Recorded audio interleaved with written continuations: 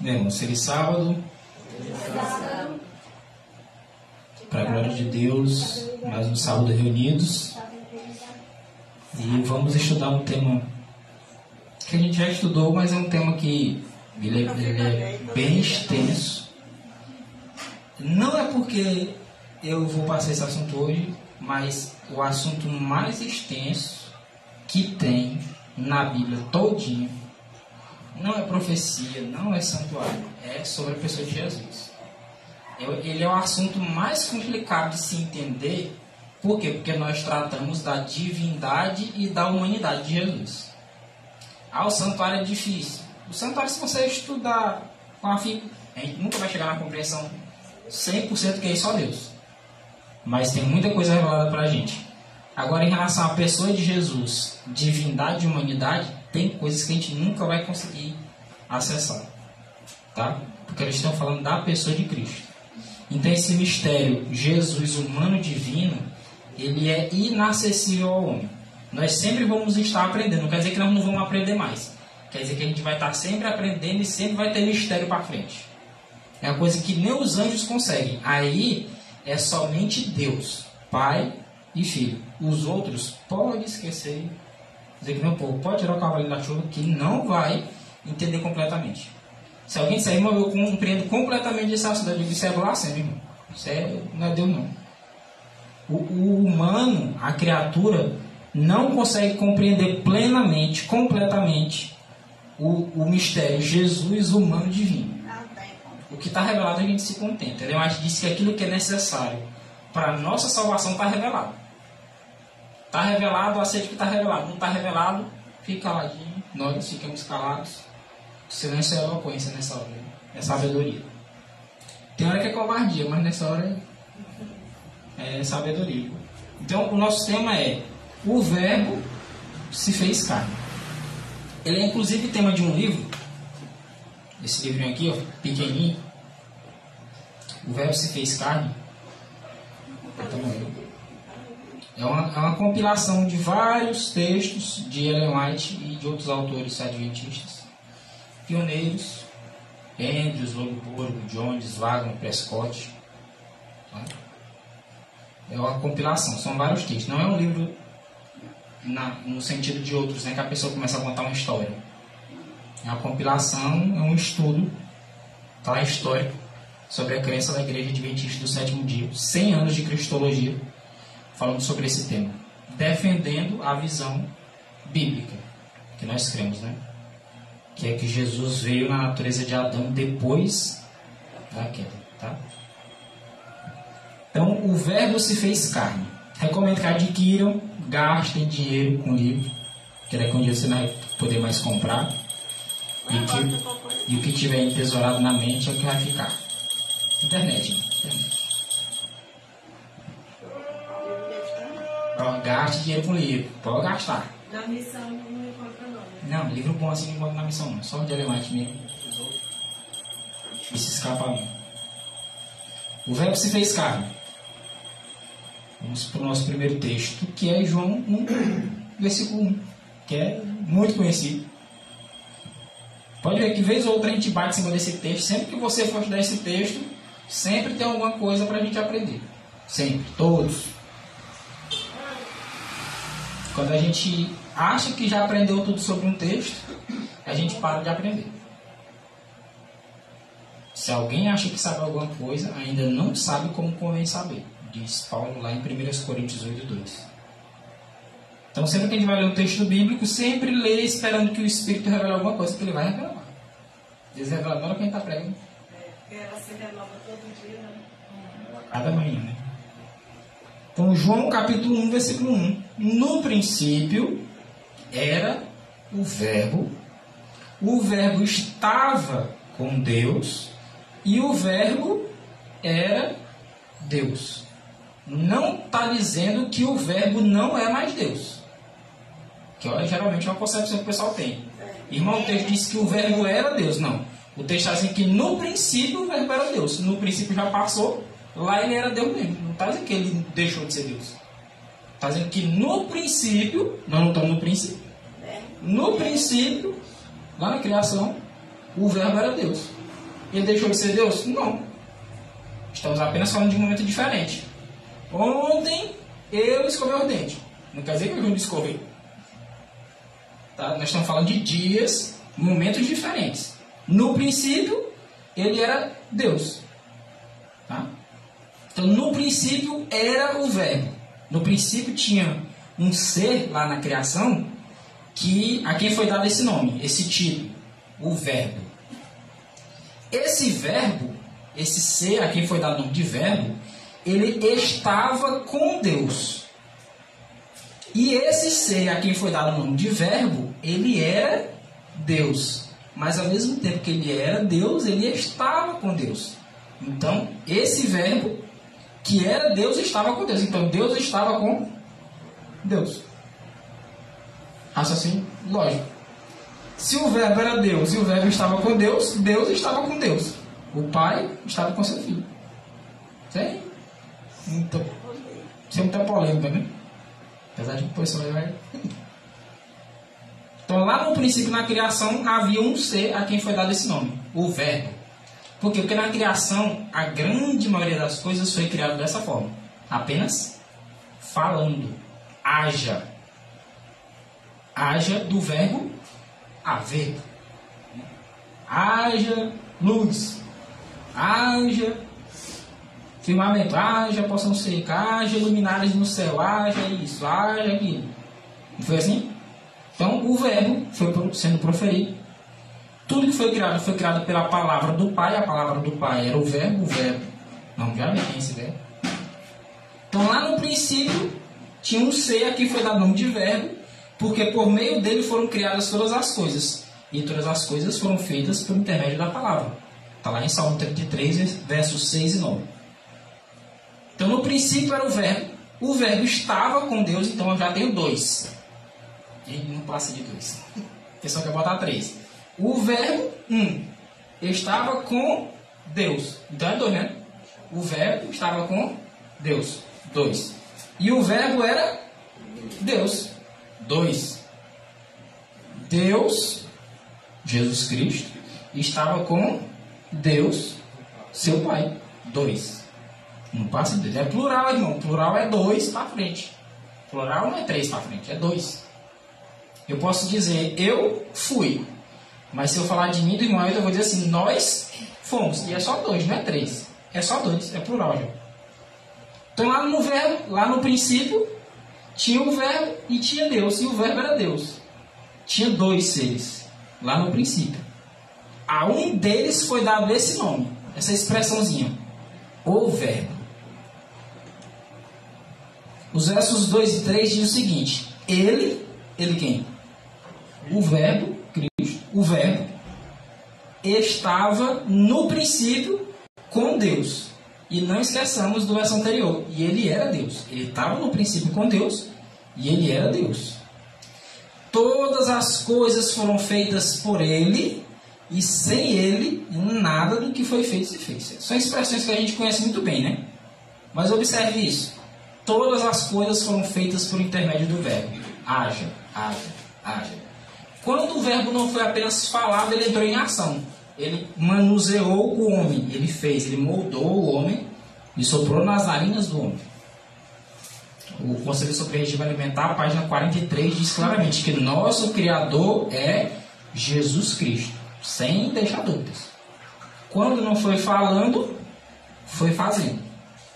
Quem criou todas as coisas foi Cristo.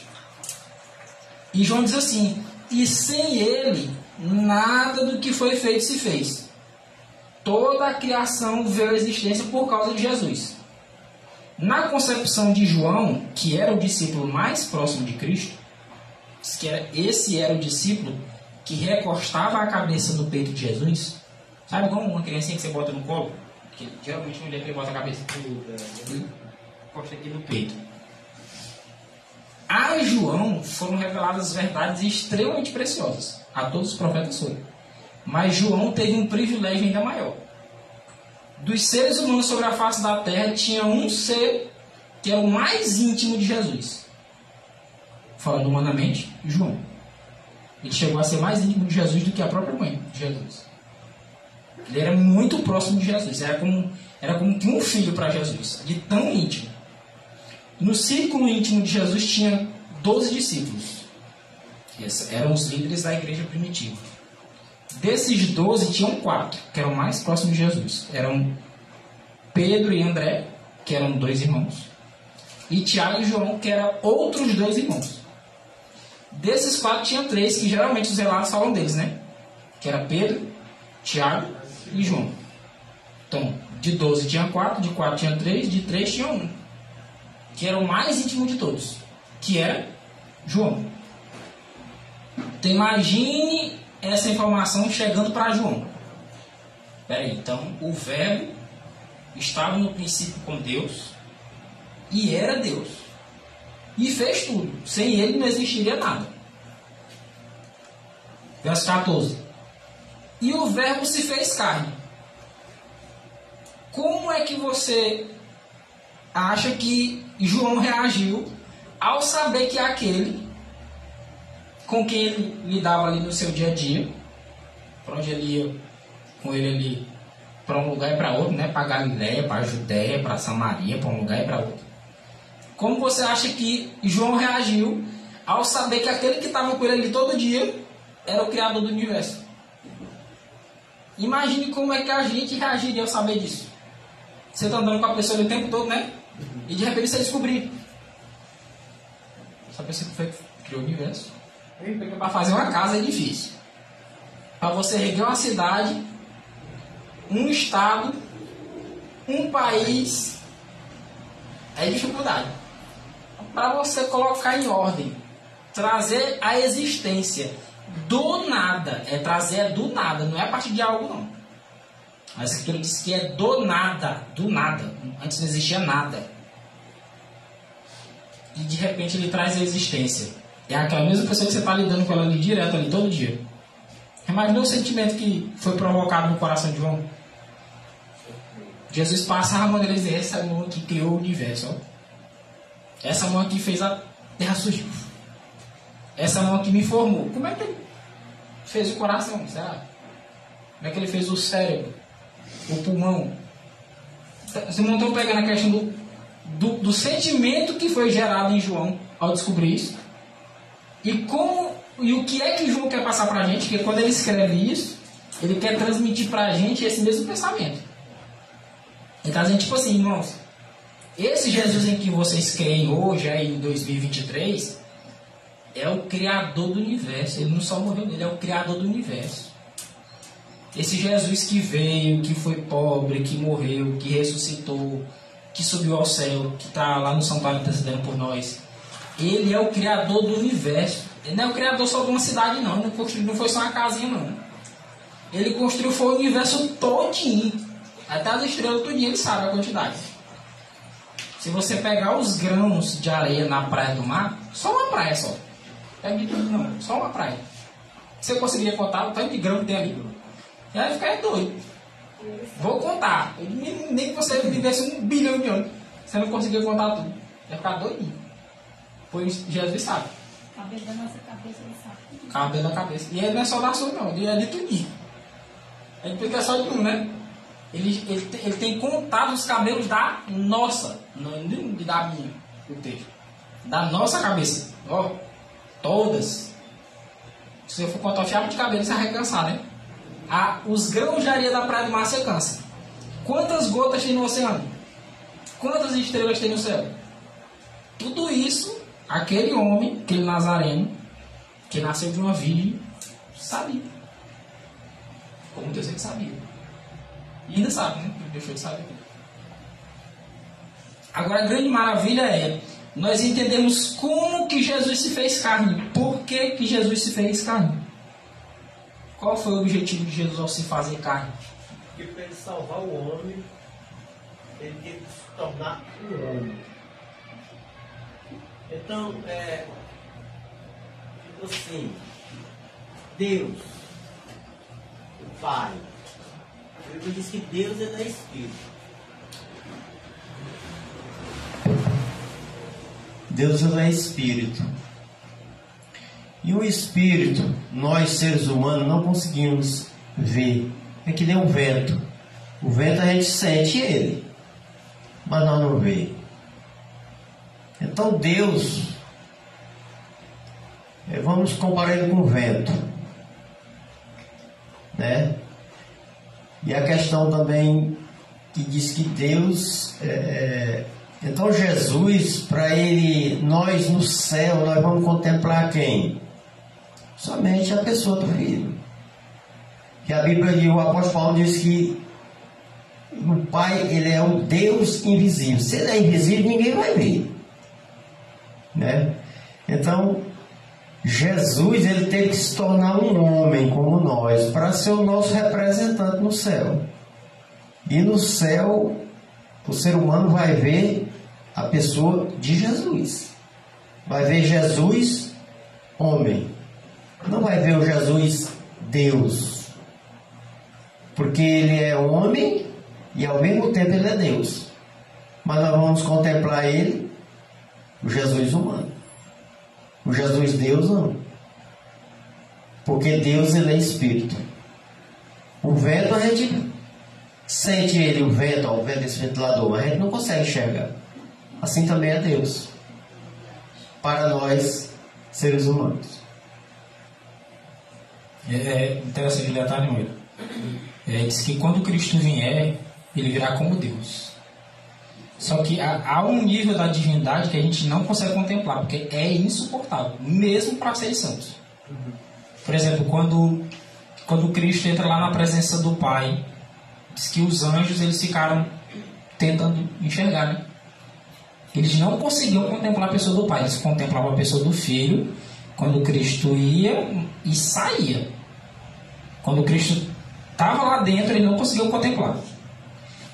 Porque a questão, às vezes a gente pega aquele texto de Primeiros Escritos, página 54, se não me falha a memória, diz assim: se uma vez contemplares a glória de sua pessoa, deixará de existir.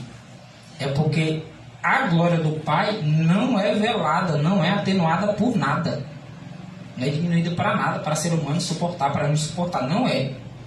A glória do Filho sim. Porque ao passo que o Primeiros Escritos diz que se nós vemos a pessoa do Pai a gente morre, lá no Desejar Todas as Nações, no primeiro capítulo,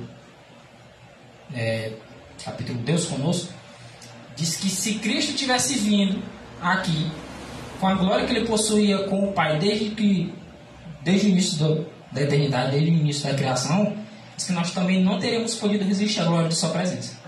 Então, quando Cristo se manifesta ao homem, ele geralmente se manifesta como um homem, de forma que possa ser suportável, ou como um anjo. Mas mesmo quando nós o contemplarmos como Deus, ele não vai se manifestar na sua glória total, porque isso, da mesma forma, não teria nem como os anjos contemplarem. É porque nós somos limitados. Vamos dizer assim.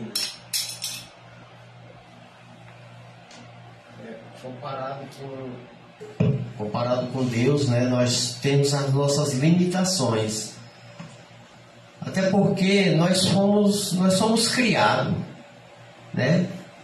Então nós não temos a mesma capacidade, nós não temos a mesma por exemplo, de Deus. Deus, ele é infinito. Até os anjos, né? Até os anjos, ele tem as suas limitações perante Deus, né? Porque quando foi para o plano da redenção, por exemplo, né, Leon White fala que quando Deus entrou lá nos propósitos, Jesus entrou nos propósitos de Deus, diz que nem os anjos puderam contemplar, né? Então os anjos também eles são limitados porque eles foram criados. Deus não, o Pai e o Filho é diferente, porque eles não são criaturas, eles são criador. É verdade. Então nós temos entender esse processo do verbo se fazer carne, pelo menos na medida do que está revelado, né? Quem sabe que tem muita coisa nesse mistério que a gente não conhece e infelizmente não poderemos conhecer, ou felizmente, né? Deus sabe. Mas a questão do verbo se fazer carne, o motivo do verbo se fazer carne, era necessário que a pena do pecado fosse paga. Agora, geralmente, as pessoas só param aqui. Não, o pecado deveria ser pago. Para ser pago, alguém deveria morrer no lugar. Como o pecado é muito grave, é uma ofensa contra o caráter de Deus, nem a morte de um anjo, ou mesmo a morte de toda a hoste angelical, conseguiria pagar o preço. Então Deus teria que pagar o preço. Ou destruiria o homem ou pagaria o preço. Para pagar o preço, como Deus, não teria como, porque Deus não morre. Deus possui vida em si mesmo. Então como é que faz? O verbo, que estava no princípio com Deus e era Deus, que criou todas as coisas, inclusive o homem, então o criador do homem, que é Deus, ele se dispunha a fazer homem para poder morrer. Plano da redenção. Mas um dos detalhes que as pessoas não se atentam tanto, e os que se atentam muitas vezes é para criticar, é que o verbo se fez carne como nós. Porque ele não se fez carne, não foi apenas para morrer. Ele não se fez carne apenas para morrer. Ele se fez carne também para dar exemplo. Esse é outro ponto do plano da redenção que as pessoas geralmente não se atentam. O verbo se fez carne, João 1, versículo 14, e habitou entre nós, morou entre nós, em especial aqui no tempo de João, né? E vimos a sua glória, como a glória do unigênito do Pai. Aqui João já definiu quem era. Quem é o unigênito do Pai? Jesus Cristo. Então quem é o verbo? O verbo se fez carne, habitou entre nós e vimos a sua glória como a glória do Filho unigênito do Pai. O Filho unigênito do Pai é Jesus. Então Jesus é o verbo que no princípio estava com Deus e era Deus. E esse é o raciocínio de João, cheio de graça e de verdade. João viu a glória, mas ele não viu a glória somente lá no Monte da Transfiguração, não, quando Jesus brilhou. Ele viu a glória de Jesus na vida de Jesus. Ele viu a glória do unigênito do Pai no Jesus humano, não somente no Jesus quando a divindade irradiou, não. Porque, não, é lá no Monte da Transfiguração ele viu a glória, sim, ele viu ali. Mas ele viu a glória também quando Jesus ressuscitava mortos, quando Jesus operava a obra de misericórdia, quando Jesus muitas vezes deixava de comer para dar o seu alimento para uma pessoa. Lá no livro de Jesus diz que já teve casos que ele deixou de se alimentar para alimentar uma pessoa. Eu estava aqui comendo aqui, olhava aqui. Pega. Isso é glória. O que a gente pensa que é glória geralmente? Brilho, luz. O pessoal aí que vai te dar muito mal. Lá no grande conflito disse que quando Satanás vier, ele é cercado por uma glória que olho algum jamais viu coisa semelhante. Glória. O texto diz assim, glória, claramente, glória.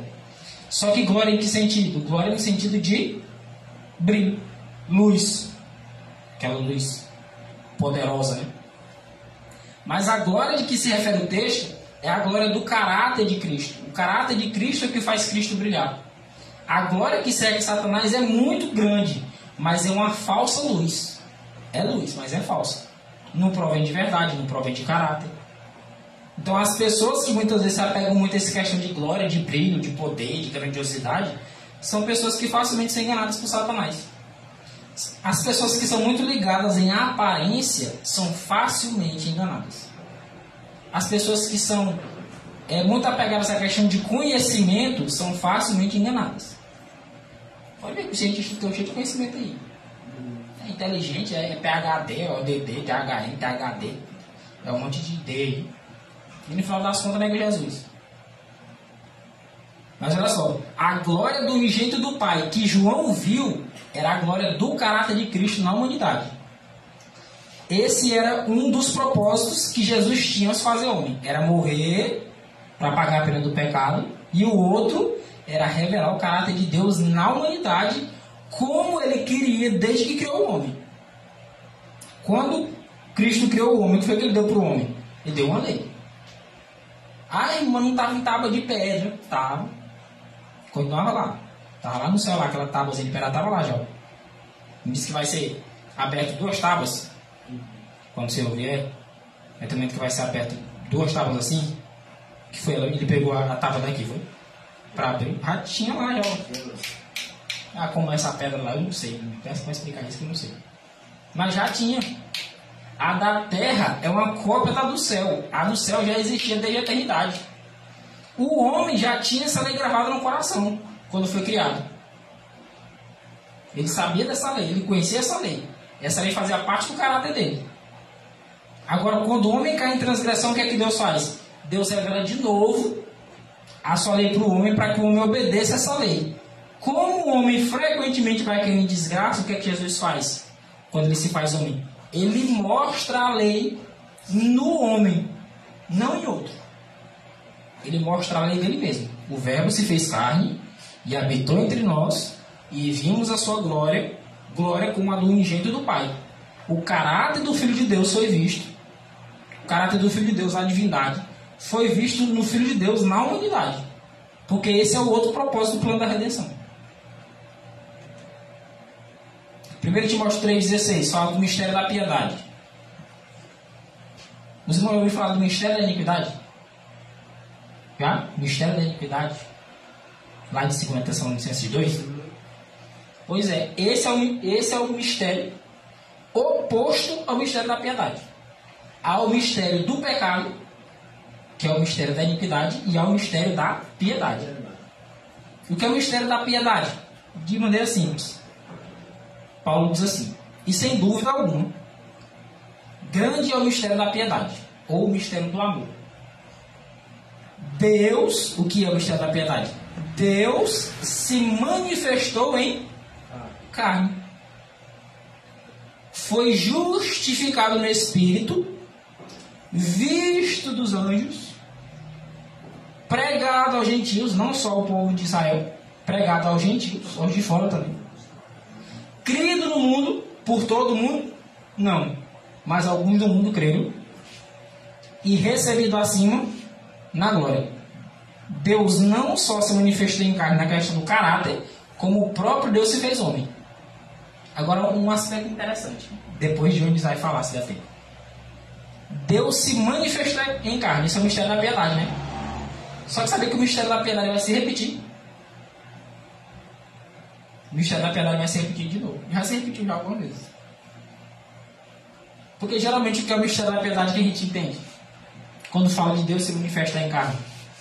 É só Jesus, né, que a gente pensa? Não, é Deus manifesta em Jesus Cristo.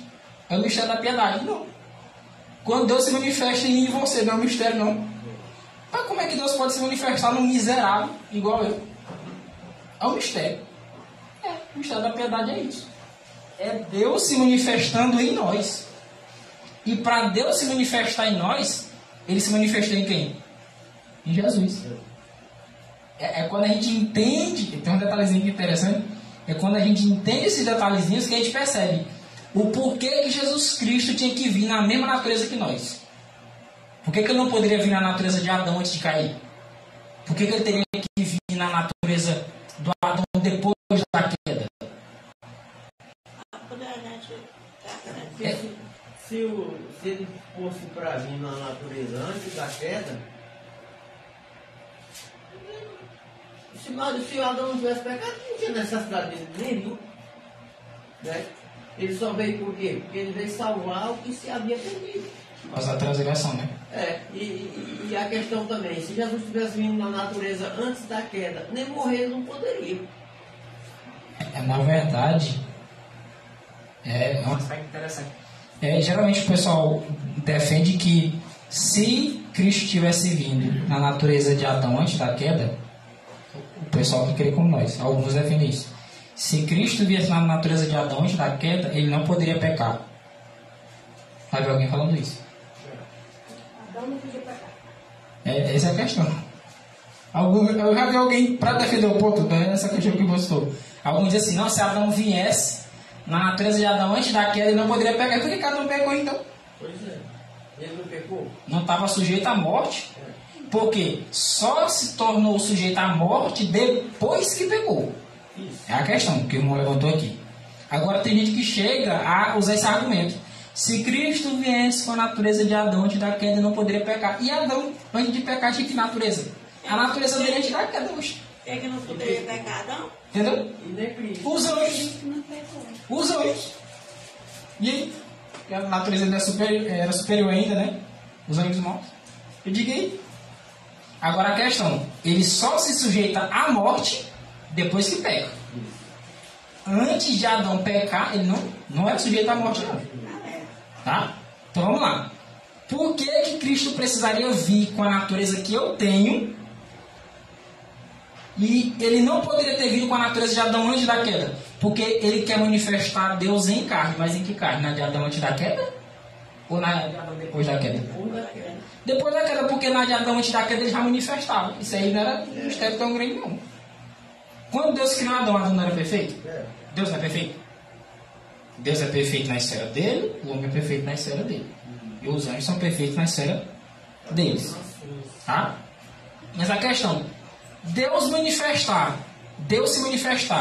nos anjos é estranho? É uma maravilha, porque os anjos são criaturas. É uma maravilha. Mas não chega a ser um mistério. É uma grande maravilha. Não estou dizendo que é uma coisa simples, não. Porque o Criador se manifesta na criatura. Deus se manifestando em Adão antes da queda. Adão puro, perfeito, no jardim do Éden, com toda maravilha, tudo ao redor, contribuindo. Adão nobre, perfeito. Pensa aí na perfeição aí do homem. Perfeito, perfeito. Qual seria a grande dificuldade de Deus se manifestar num ser humano perfeito que ele acabou de criar? Agora, o mistério é Deus se manifestar no Adão depois que ele cai, depois que ele transgride a lei. Esse é o mistério da piedade. O mistério da piedade, em essência, fala da pessoa de Jesus. Mas Deus se manifestar em carne, ele vai se manifestar de novo. E ele se manifestou de novo depois de Jesus. Quer o exemplo? Paulo. Quer o exemplo antes de Jesus? Enoque. Elias. Estou citando só assim que fica bem claro que eles alcançaram, né? Pega Enoque.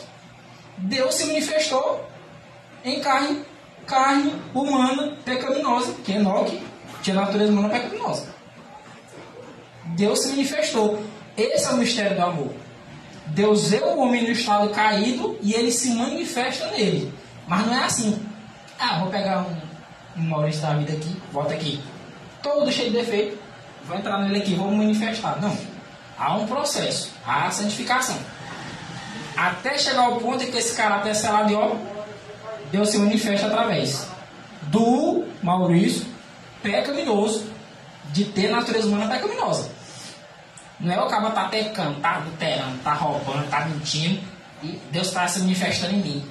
Então, não é assim não. É quando vai havendo o processo de santificação, nesse processo de santificação Deus está se manifestando. Até que o caráter é selado, e eu posso dizer, Deus se manifestou na carne humana pecaminosa. Porque assim a gente não perde. Até o momento em que Cristo vem. É só aí que a gente perde a natureza humana pecaminosa. Não estão entendendo? Por que Jesus Cristo vem? Por que Cristo se manifestou em carne e em carne humana pecaminosa? Porque na carne de Adão, antes da queda, não seria um grande mistério, porque Adão era perfeito. Mas é um mistério ele se manifestar na carne humana pecaminosa, porque essa carne não está perfeita. Essa carne está cheia de tendências. Essa carne está toda maculada. O tamanho, a saúde, o vigor mental. Já percebeu que nós temos um vigor mental bem fraquinho? Você bota a chave, você toca a chave na mão e esquece. Você pergunta, cadê a chave? E a chave na mão. Não sabe caçar o Na óculos, conta, tá? O vigor moral. Uma coisa que você diz, essa aqui eu venci. Graças a Deus eu venci esse pecado. Aí, puf, de novo. Você diz, mas como é que... O vigor físico. Eu vi um videozinho, um reel do Instagram, o carrinho do bebê descendo rua abaixo, e a mulher, não sei se era a mãe, se era a avó, tentando correr atrás do carrinho do bebê. E o carrinho do bebê ia para a rodovia, né? E os carros, E a mulher tentando correr atrás do carrinho do bebê. Caiu 3, 4 vezes no chão. Foi longe de alcançar. E eu digo, até parece que meu vigor está muito maior. Eu digo aí, meu vigor físico diminuiu não? Fosse Adão de daquela, será que Adão tem um problema de pegar esse carrinho? Era ligeiro, ele chegava. Nosso vigor físico, mental e moral, baixou e foi muito. Diz que foi 4.000 anos de pecado. Desejado, página 49. 4.000 anos de pecado. Quando Cristo veio nesse ponto. depois de 4.000 anos de pecado, o ser humano diminuindo de tamanho, diminuindo o vigor físico e diminuindo o vigor mental e moral. Tudo era diminuído. Essa foi a luta de Jesus. Continua diminuindo. Continua diminuindo. Daqui até ele voltar, amigo. No extremo você vê cada vez mais o ser humano fazendo loucura, não, viu? O ser humano. Cara, eu não gosto de ver jornal. Notícia, eu já estou quase me dando um arrepio já. Porque pensa um negócio que deixa o coração. Eu fico olhando assim, um pai matando um filho matando um pai. Até hoje fica na minha mente a cena de uma senhora no interior do Maranhão, que um maluco entrou lá dentro da casa dela e bateu na velhinha até matar para roubar o dinheiro dela. E parece que era um parente. Eu não esqueço da cara da mulher, mas nunca. Ficou na minha mente, eu vi isso uns 4, 5 anos atrás. Fechou o olho aqui, hoje também aparece. Eu digo que eu vou ficar no negócio, não é que eu homicídio, eu digo, assassino, passa. Eu não vou notícia dele. Fica na mente da gente. Né? Fica. E fica perturbadinho. Isso a gente vai vendo que o vigor moral do ser humano está só baixando. E vai baixar mais, como o irmão Marinho falou. Quando Cristo vier, menino, a pessoa diz assim, rapaz, Cristo poderia não destruir tudo. Quando Cristo vier, vai dizer, Cristo tinha que destruir mesmo, porque do jeito que estava. Então, grande é o mistério da piedade, porque Deus se manifestou em carne. Deus se manifestou na carne de Jesus. E Deus quer se manifestar de novo na nossa carne. Esse é o mistério. E Ele vai. Nada aqueles que se entregarem a Cristo. Mensagens Escolhidas, volume 1, página 244. Diz que a humanidade do Filho de Deus é tudo para nós. Mas por que a humanidade é tudo para nós? A divindade é tudo para nós, não? É, também. Não está dizendo que a divindade não é. Está dizendo apenas que a humanidade é. E por que a humanidade do Filho de Deus é tudo para nós? Porque se Ele não se fizesse homem, nós estaremos perdidos. Porque Ele não morre. Se Ele ficasse apenas como Deus. Para morrer, teria que ser homem. Então, para nós, a humanidade do Filho de Deus é tudo. É a corrente de ouro que liga nossa alma a Cristo e por meio de Cristo a Deus. Como é que Cristo se liga conosco? Através da humanidade. Como é que eu me ligo com a Marinha? É através da humanidade. É através da dificuldade. Eu digo, irmão, passei por isso aí também. Sabe quando a pessoa tem empatia pelo outro? A pessoa está doendo o pé. Eu digo, irmão, você é ruim doer o pé. Ela sente, você se conectou. Como é que Cristo se conectou conosco? Se fazendo homem. A humanidade de Cristo é a corrente de ouro que liga nossa alma a Cristo e por meio de Cristo a Deus. Mas como é que liga nossa alma a Cristo e por meio de Cristo a Deus? Porque Cristo tem humanidade e divindade. Com a humanidade, Ele se liga a mim. Então, eu me ligo a Cristo. Quando eu me ligo a Cristo, eu me ligo à humanidade dele. Mas ao mesmo tempo que Ele é homem, Ele é Deus. E com essa parte de Deus, essa divindade, Ele se liga ao Pai. Então, eu me ligando com Cristo, eu me ligo com o Pai. Essa é a corrente de ouro. Isso deve construir nosso estudo. Eu acho engraçado que ele vai gosta de citar essa expressãozinha. Nós temos que estudar isso tem que construir nosso estudo. Todo assunto tem que construir nosso estudo. Porque a gente quer colocar o mais importante que o outro, né? No santuário ela fala das profecias, ela fala do tema da saúde, ela fala do sábado. Isso deve construir nosso estudo. Não quer dizer que é só uma coisa que nós vamos estudar. Quer dizer que nós temos que estudar isso. A gente não pode ficar inerte. Ah, eu já sei de tudo. Eu sou adventista, não sei quantos anos. Eu já sei de tudo. E aí, o que vai adiantar? Dia do juízo, se é adventista 90 anos, não vai adiantar não. Então, a humanidade do Filho de Deus é tudo para nós. É porque Ele se fez homem que nós temos esperança de salvação, porque Ele pagou a pena do pecado. É por causa dessa humanidade, que é tudo para nós, que Ele está lá no santuário. Desejado, página 25, diz que Ele retém para sempre a humanidade. E é com a humanidade que Ele intercede. É com a humanidade que Ele derrama o sangue. Então é tudo para nós, essa humanidade.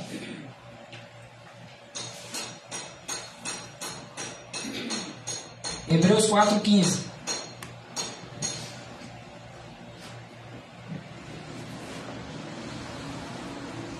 Hebreus 4,15. Porque não temos um sumo sacerdote que não possa compadecer das nossas fraquezas. Sabe aquele tipo de pessoa que fala assim: não tá mole. Ô bicho mole. Rapaz, é um homem besta. Uma coisinha de nada, não tá reclamando. Tá vendo? Mas isso é besteira, irmão. Lá de ser chorão. Mas quando a pessoa passa, nós não temos um sumo sacerdote que fica olhando assim, ó. Vamos, Maurício mole. Pelo contrário, o texto diz assim, ó, não temos um sumo sacerdote que não possa se compadecer das nossas fraquezas. Vamos colocar do lado afirmativo. Temos um sumo sacerdote que pode se compadecer das nossas fraquezas. Essa é a maravilha. Ele pode se compadecer por quê? Porque ele se fez homem. Porque as tentações que ele suportou são as minhas. E maiores ele suportou. Uma maravilha do plano da redenção, sabe qual é? Jesus suportou tentações, provações muito, mas muito maiores do que as nossas. Não tem ser humano em cima da terra que possa dizer assim: ah não, mas eu fui tentado mais forte que Jesus. Eu duvido. Não tem. Porque Jesus foi tentado como um homem, com natureza humana pecaminosa, mas sem pecado. Ou seja, a tentação para ele tem que ser mais forte do que para mim. Para a gente mentir, a tentação não precisa ser muito forte, não. Por ser humano pecaminoso, né? Digo pecaminoso no sentido de que comete pecado constantemente. A tentação para mentir não precisa ser uma tentação lá para roubar. Ou para Jesus tinha que ser um cúmulo do cúmulo. Para ele poder chegar a roubar, ou a matar, ou a adulterar, ou a mentir. Porque era de alguém perfeito. Alguém perfeito no sentido de que não tinha cometido pecado. Não tinha cedido à tentação. É tipo assim: você pega uma pessoa muito honesta. Pensa em uma pessoa muito honesta. Pessoa que passou necessidade já lá no fundo do poço, mas nunca teve coragem de roubar uma balinha, um ovo. Preferia pedir, mas não roubar. Por uma pessoa dessa roubar, a tentação dela tem que ser muito grande. Cara. Satanás vai desenhar uma situação extrema para ela. Mas por causa que está acostumado a roubar, você acha que vai ser difícil Satanás fazer ele roubar de novo? O cara rouba todo dia. Para ele roubar no outro dia, é só ele ver um bocado de uma caneta que ele pega. Porque ele está constantemente fazendo aquilo. Para Jesus não. Para Jesus que nunca cedeu a tentação em momento algum, Satanás ia... Olha como foi a primeira tentação. Depois de 40 dias e 40 noites, sem comer, sem beber, com fome e com sede. Qual a tentação que Satanás bota? Comida. A gente terminou de merendar, não chegou nem a hora do almoço. Satanás bota a tentação da comida. Aí o ser humano já vai e cai.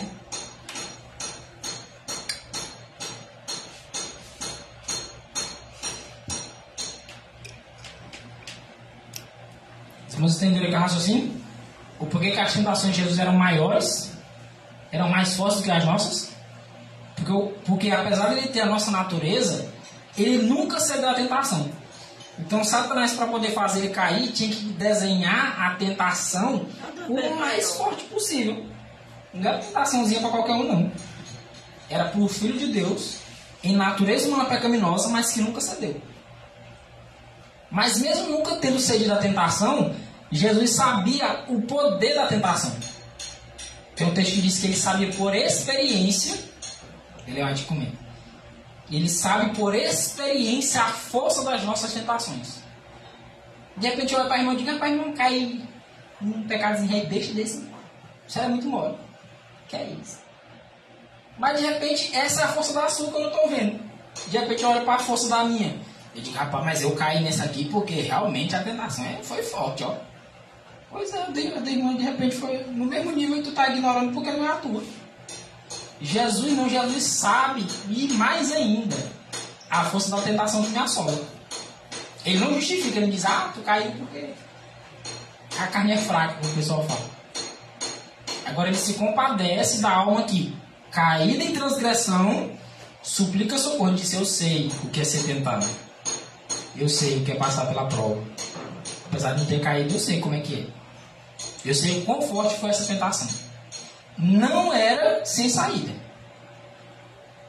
1 Coríntios 10, 13 diz que não tem tentação que seja além das nossas forças. Pelo contrário, junto com a tentação que vem, que quem manda tentação é Satanás, junto com a tentação que vem, diz que Deus manda escape. Ele não manda tentação, é tentação de comida. É irresistível. Mentira, é irresistível. A gente, por causa do hábito ruim de alimentação, na hora que vê uma coisa gostosa já quer comer. Isso foi irresistível. Não tem nada irresistível. A gente resiste até o Espírito Santo, que é melhor do que comida. Não vai resistir um prato de comida? Então, olha, não vou colocar na parte afirmativa, viu? Nós temos um sumo sacerdote que pode se compadecer das nossas fraquezas. Porém, ele é um que, como nós, em tudo foi tentado. Só tem um detalhe. Ele foi tentado como nós. Ou como Adão antes da queda? Como nós? Ou como Adão antes da queda? Como Jesus foi tentado?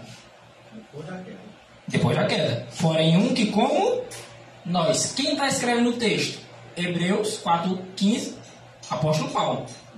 O apóstolo Paulo diz assim: Cristo foi tentado como eu e como você. Qual a natureza que Paulo tinha? De Adão depois da queda. Se é como nós somos tentados, a nossa tentação é diferente da tentação de Adão antes da queda. Sabia disso? A tentação de Adão antes da queda e a tentação de Adão depois da queda é tentação diferente. Os dois foram tentados. Senão não tinha caído. Adão, quando caiu, tinha caráter perfeito, não tinha? Nunca tinha feito nada de errado. O ambiente dele era maravilhoso. Tudo induzia ele a bons pensamentos, a santificação. O Adão, depois da queda, fora do jardim. 2 filhos com problema. Um filho mata o outro.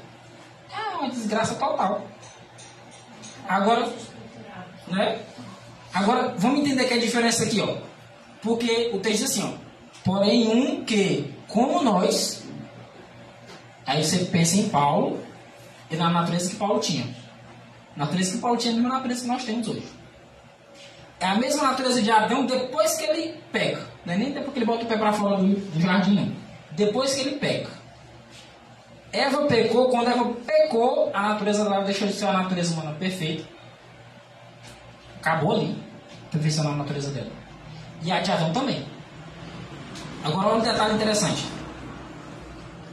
Se ele é tentado como nós, e não como Adão antes da queda, a minha tentação é diferente da tentação de Adão.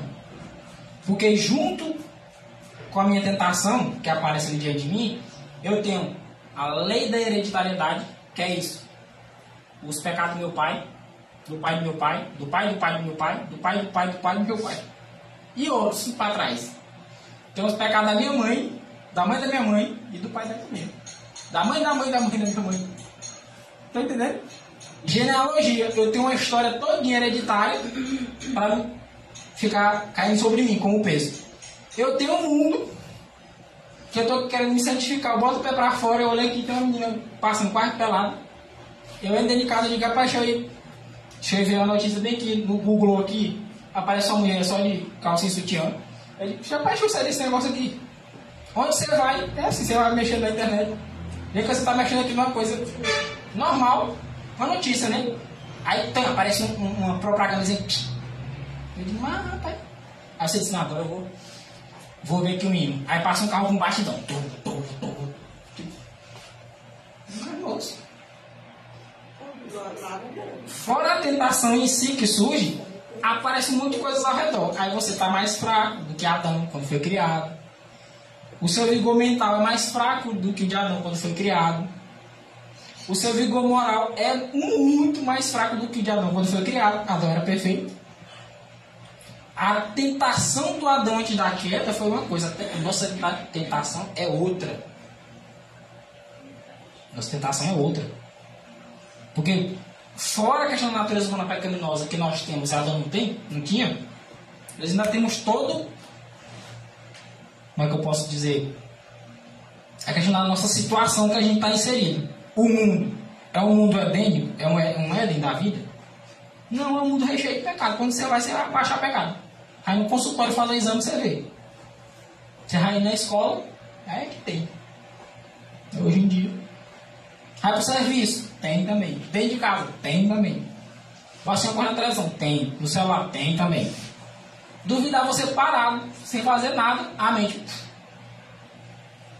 Já percebeu como a mente é rápida?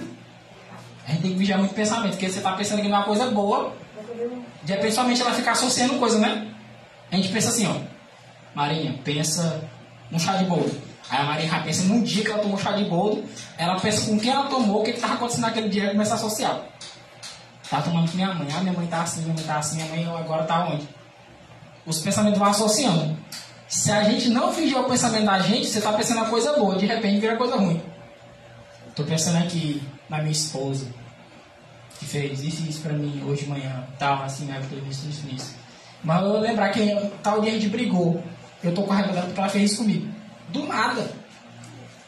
Se a gente não purificar os nossos pensamentos, os nossos pensamentos vão ser parados, sem assistir nada, sem ler nada, sem ver nada.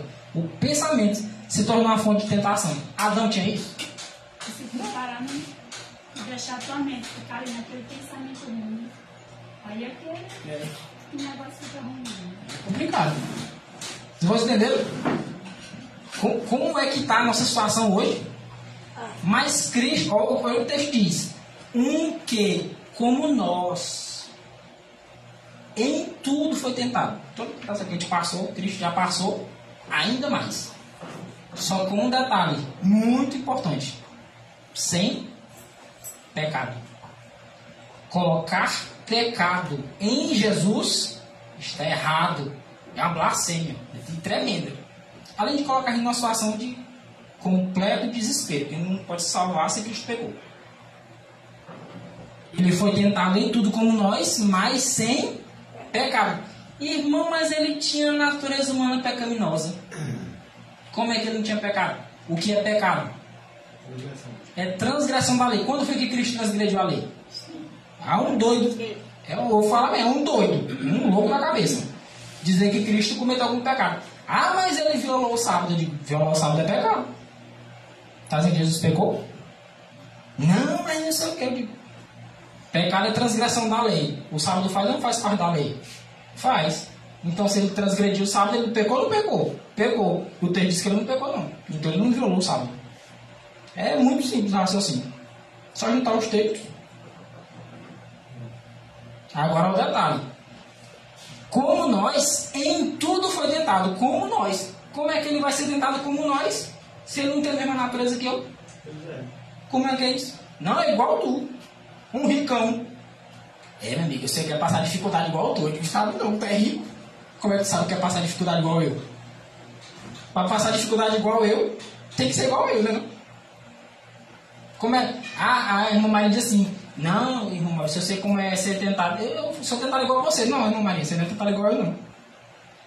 Irmã Maria é uma mulher, eu sou um homem. Minha tentação é diferente da dela. Já é uma situação diferente. Entende? Então, a tentação de Adão e da queda não é igual a minha, não. Cristo, para ser tentado como nós, que Paulo disse que ele foi tentado como nós, em tudo, Cristo tem que estar na mesma situação que eu, tem que ter a mesma natureza humana que eu. Então eu digo, não tem nem condição. Mas o detalhe que Paulo dá ênfase é, mas sem pecado. Ele sabe o que é sofrer a tentação. Ele se compadece de nós. Ele foi tentado em tudo, assim como nós, mas não pecou. Não transgrediu. E isso que aconteceu com ele é o que também pode acontecer conosco. E não é pouco texto que diz isso, não. Eu fico falando o que o povo faz com esses textos. Porque é muito texto que diz que a vitória que Cristo obteve é a mesma que ele pode dar para nós. O mesmo caráter que ele possuiu, que ele formou aqui, em natureza humana, é o mesmo caráter que ele nos oferece. Aquele caráter perfeito que ele tinha aqui, que ele formou aqui na humanidade, é o caráter que ele nos oferece. Não é outro caráter, não. Ele não está pegando o caráter de outra pessoa, não. Ele está pegando o dele. Eu vou dar esse caráter para vocês. Hebreus 2,16. Porque na verdade, ele não tomou os anjos.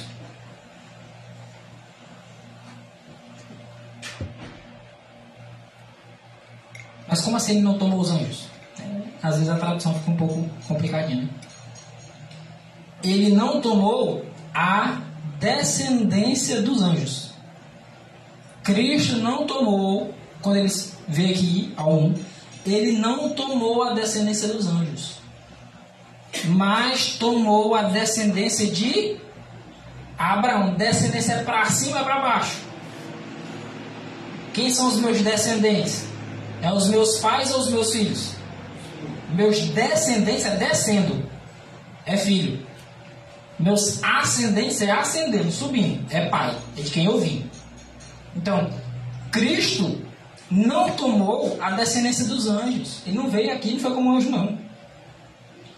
Ele tomou a descendência de Abraão. Pergunta simples. A descendência de Abraão tinha a natureza de Adão antes ou depois da queda?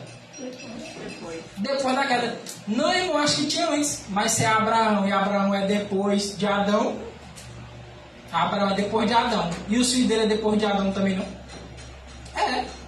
Se Abraão é depois de Adão, Abraão é depois de Adão, depois que Adão pecou, muito tempo depois, os filhos dele foram filhos depois da queda, os filhos de Adão, viu?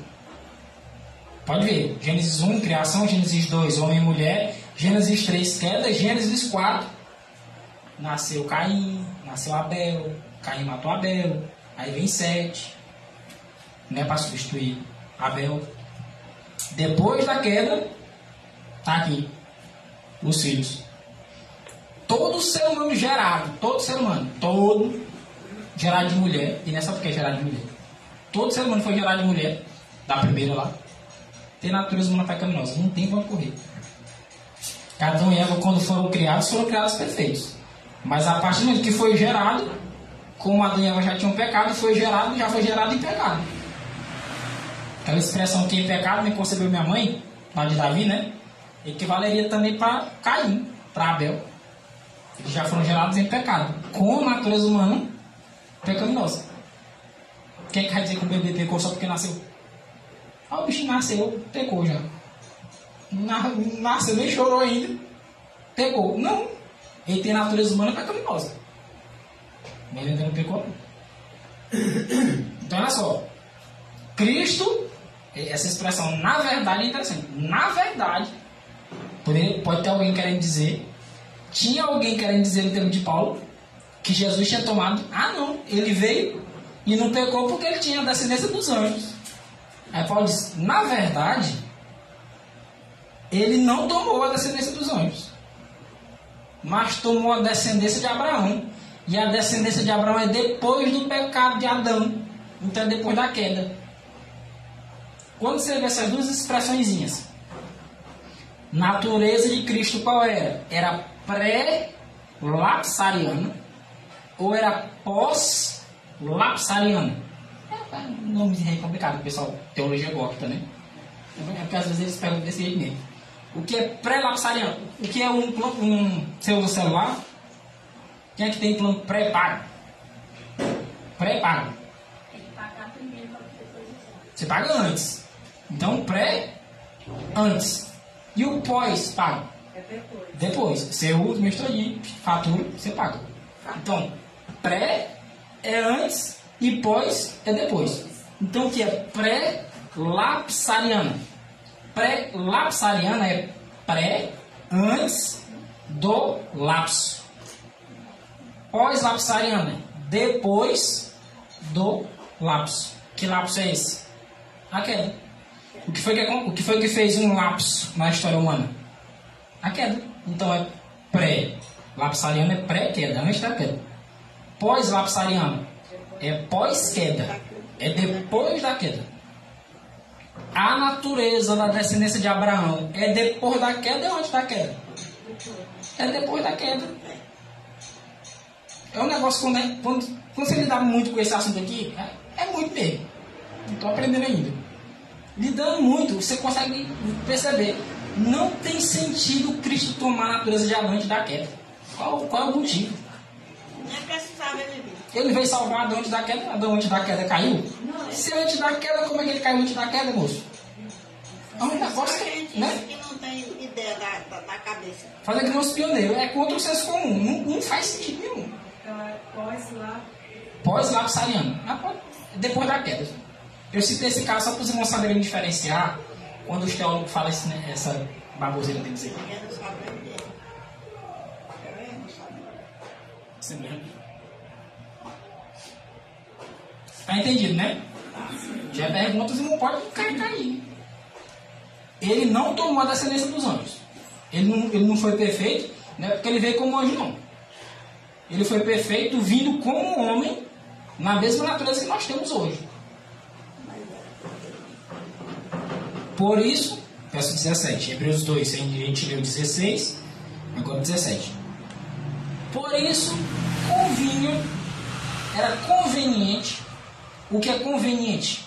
Era necessário que em tudo fosse semelhante aos irmãos. Vamos continuar e nós voltamos para esse em tudo, viu? Para quê? Tem os textos que dá para você fazer umas perguntas que você obtém uma resposta do texto. Por isso convinha que em tudo fosse feito semelhante aos irmãos. Para quê? Para ser misericordioso e fiel sumo sacerdote naquilo que é de Deus, para expiar os pecados do povo.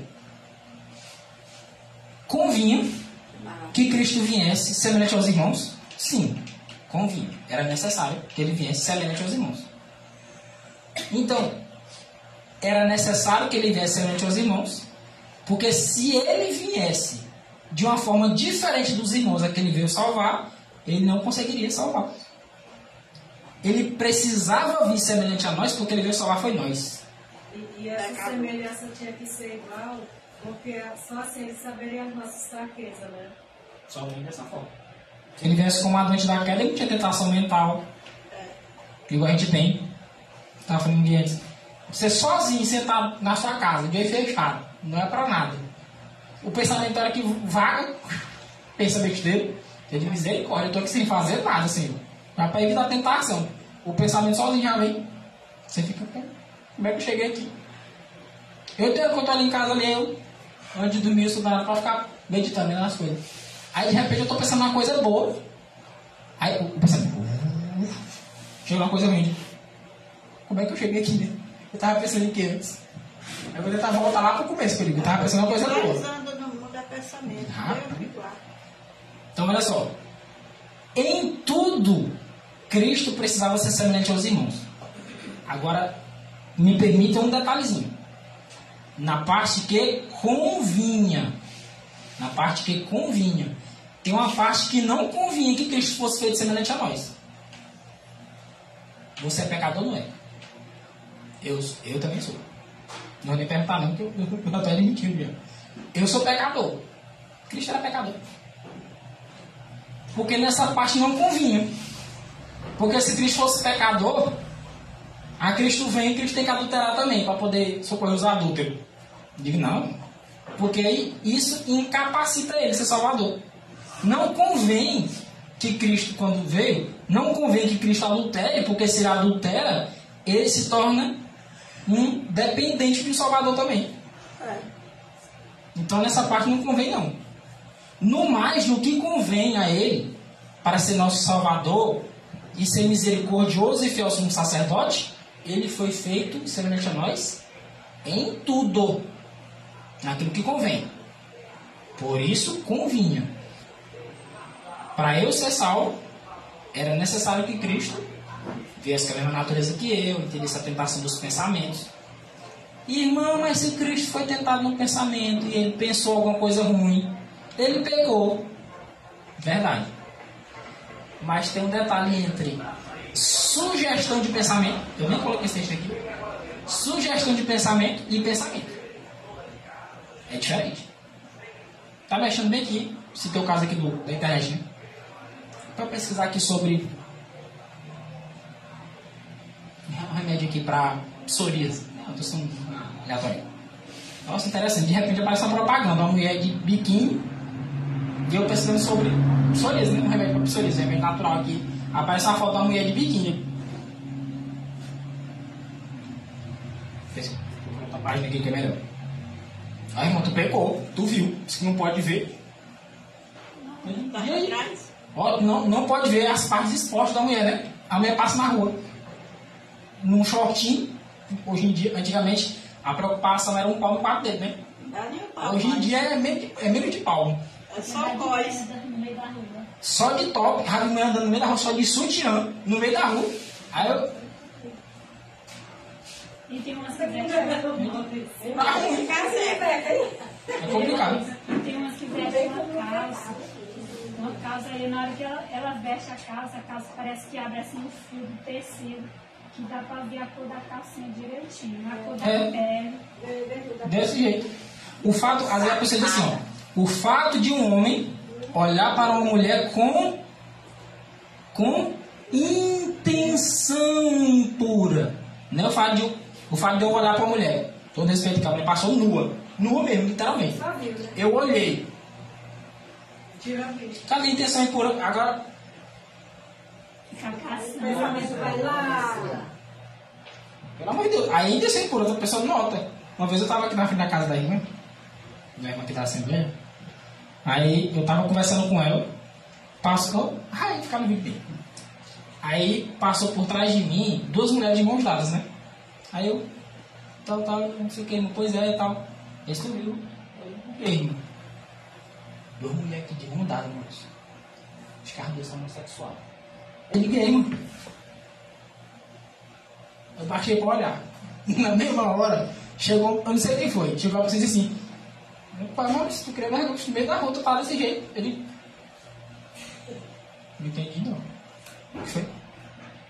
Tu chega e se abaixou pra ficar no papo da mulher.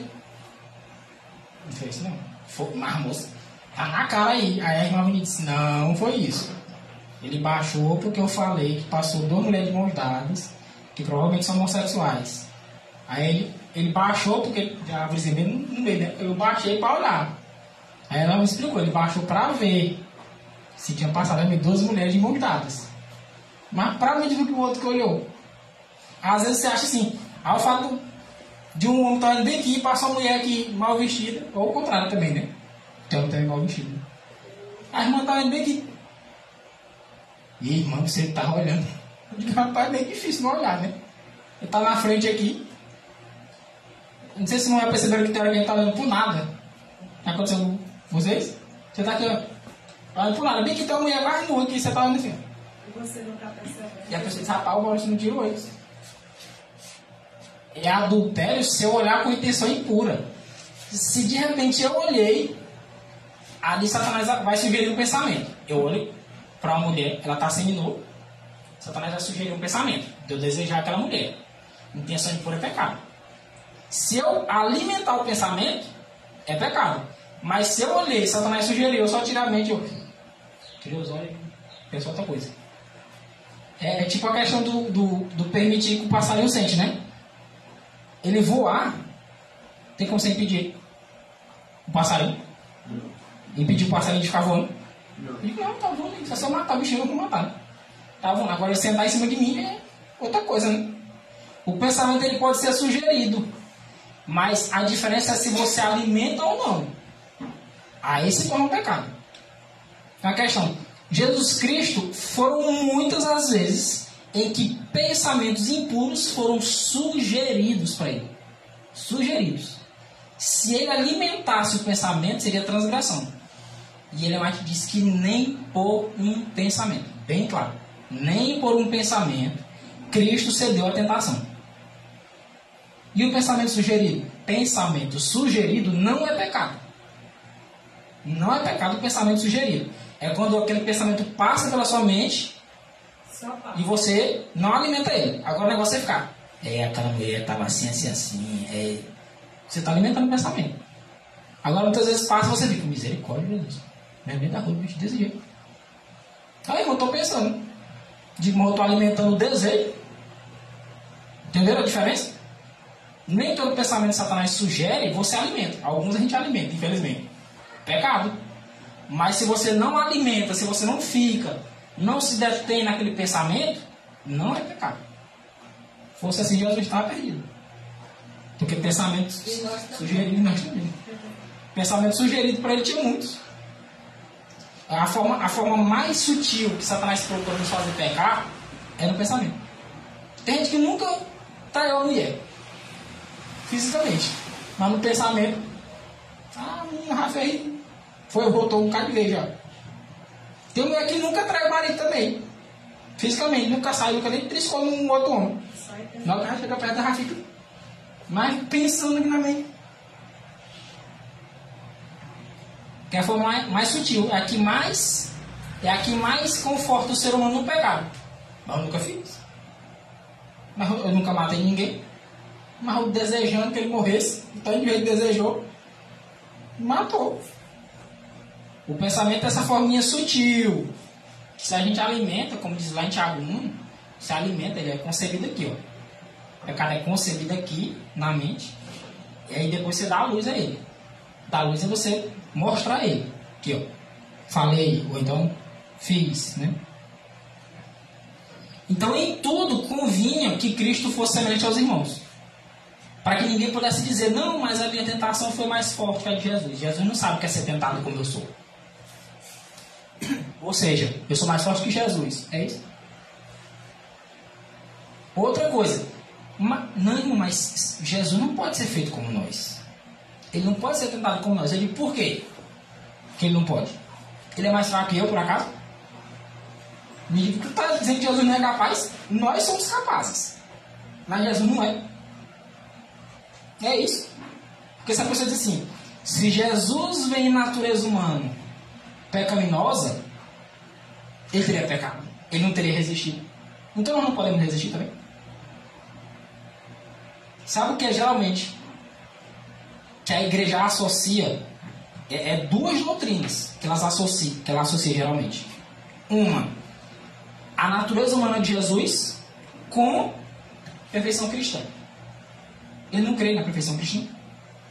A igreja, como organização, não crê. Isso aí tem muito livro para mencionar isso aí. Fora os ídolos do Leão 4, né? Que é a posição oficial da igreja que ele defende. O que é que eles entendem? Se Cristo veio na natureza humana de Adão depois da queda e não pecou, isso significa que eu também posso não pecar. Então, natureza humana de Jesus depois da queda significa que o homem também pode não pecar. Essas doutrinas estão associadas. Agora, como a igreja defende? Jesus veio na natureza de Adão antes da queda. Nós não temos nenhum exemplo de perfeição. Então, logo, não é possível deixar de pecar. Vamos pecar até a volta de Jesus. Pode ver, uma está relacionada com a outra. Se eles disserem que veio com a natureza de Adão depois da queda, eles vão ter que assumir que nós podemos deixar de pecar. Se ele veio com a mesma natureza que eu e não pecou, então se eu tenho a mesma natureza que ele que não pecou, eu também posso não pecar. Mas quando Cristo vem, não dá para ter pecado mesmo, não. Não dá para ter, não. Vai ter um botão.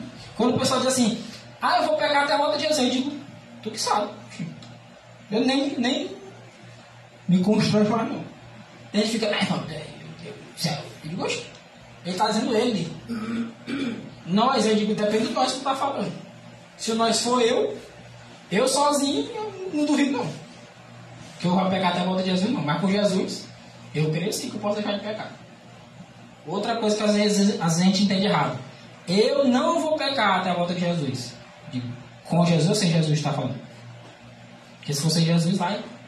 Pode ter certeza. Agora, se for com Jesus, não vai pecar até a volta de Jesus, não. Então, convinha que em tudo fosse feito semelhante aos irmãos. Olha, semelhante. Essa expressãozinha aqui vai dar trabalho para muitos. Semelhante. Semelhante não é igual, irmão. É o que eles dizem. Lá em Filipenses 2, tende em vós o mesmo sentimento que houve também em Cristo Jesus, o qual, sendo em forma de Deus, não teve por usurpação ser igual a Deus. Antes foi feito semelhante aos homens. Semelhante aos homens. E não era homem, não.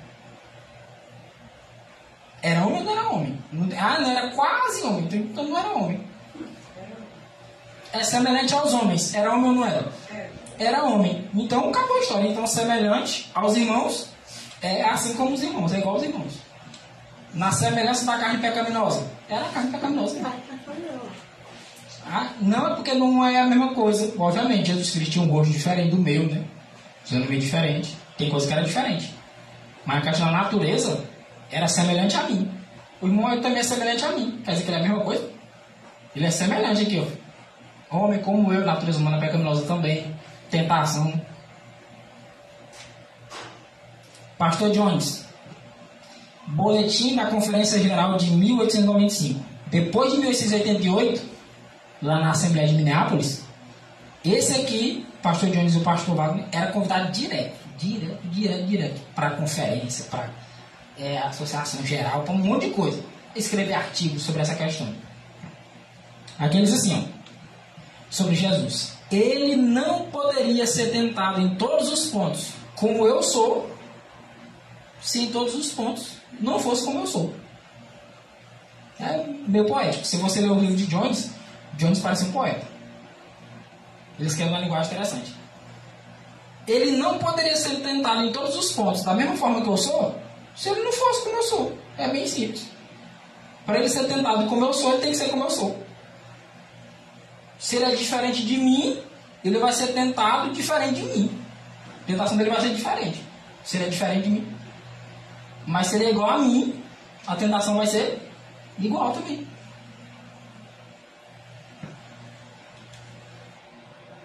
Primeiro João 4, versos 2 e 3, tá? 1 João 4, versículos 2 e 3.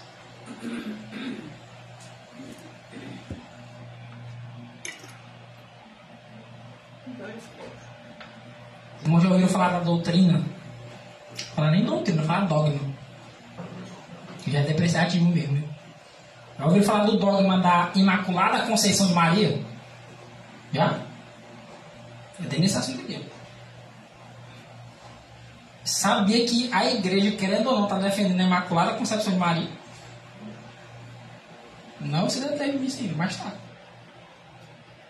Porque para Cristo ter nascido com a natureza humana de Adão antes da queda, ou ele não teria nascido de mulher, o que seria negar o texto, ou então Maria nasceu sem pecado. Aí outra coisa, Maria nasceu de quem? De uma mulher, não foi?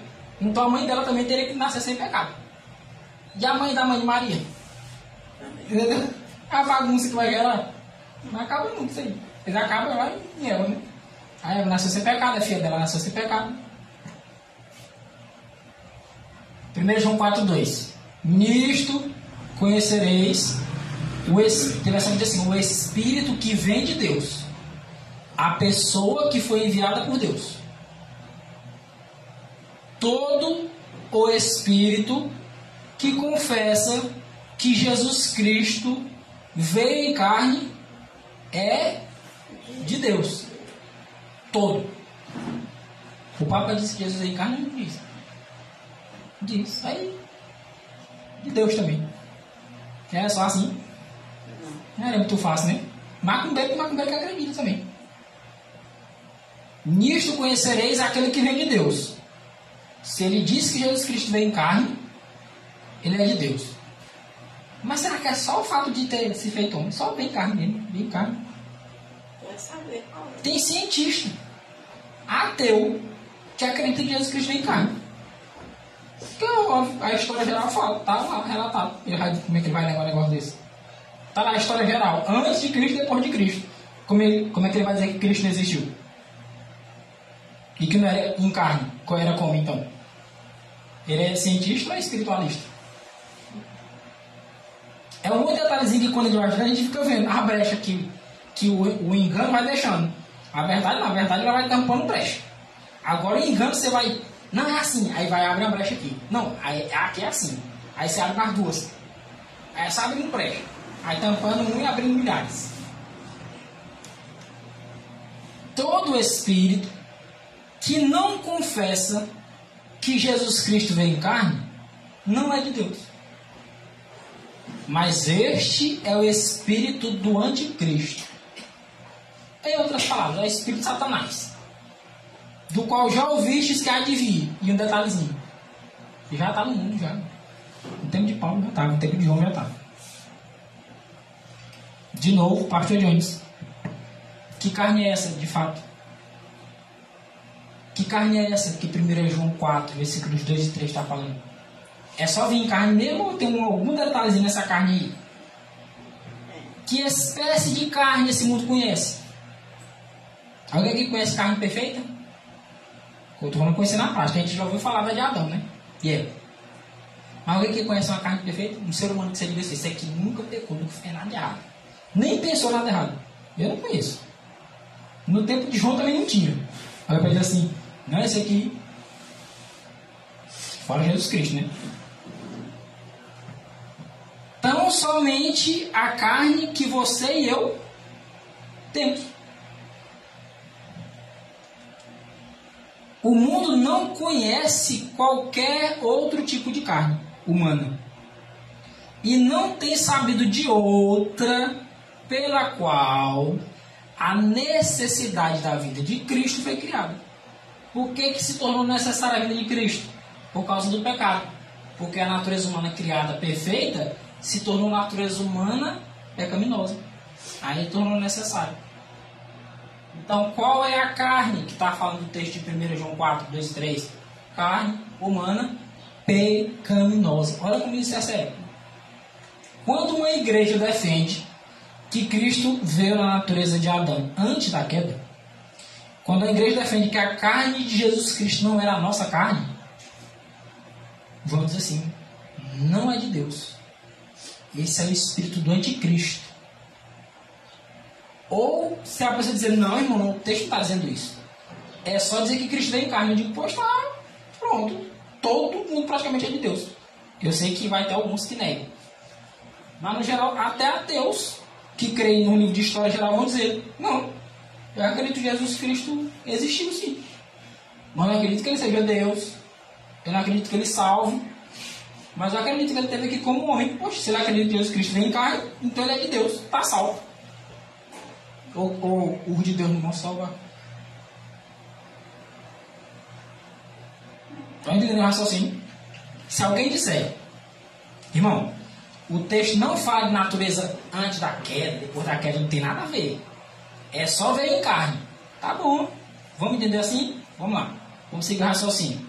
Então os cientistas que não creem na Bíblia, não guardam o sábado, adultera, rouba, mente, mata, faz tudo errado, mas diz que Jesus Cristo como homem existiu, então salvo. Porque eles são de Deus. E alguém me disser que alguém que é de Deus, aí você perdeu de...